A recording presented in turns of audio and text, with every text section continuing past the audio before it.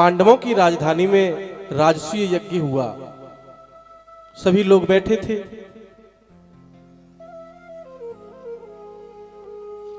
सभी लोग वहां पर बैठे थे।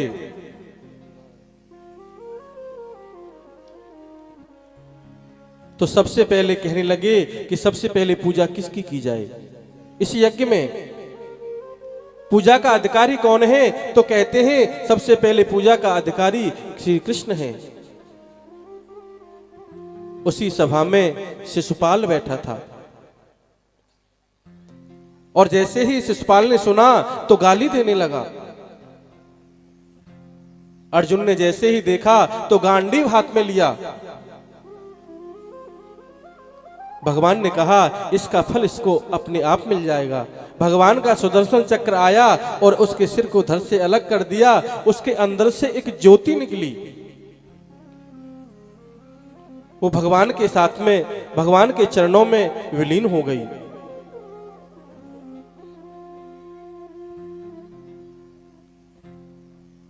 आज मेरे प्रभु अर्जुन और भीम को लेकर के जरासंध जी के यहां पर गए।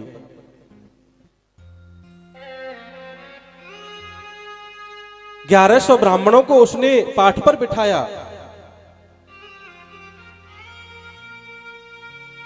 आज जैसे ही वहां पर गए ब्राह्मण बन करके, जिस दिन से वो जीता है ना, तो ब्राह्मणों की बड़ी पूजा करने लगा।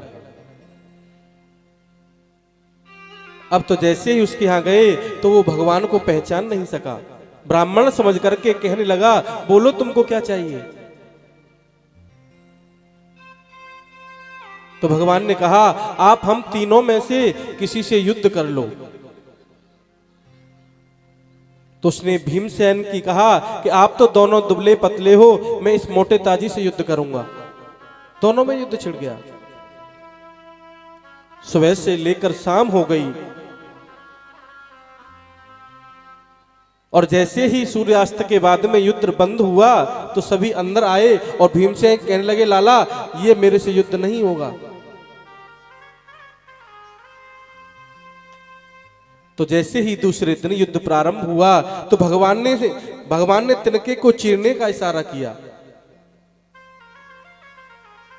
भीम समझ गए, थोड़ी सी ही देर में जरासंध का उद्धार कर दिया।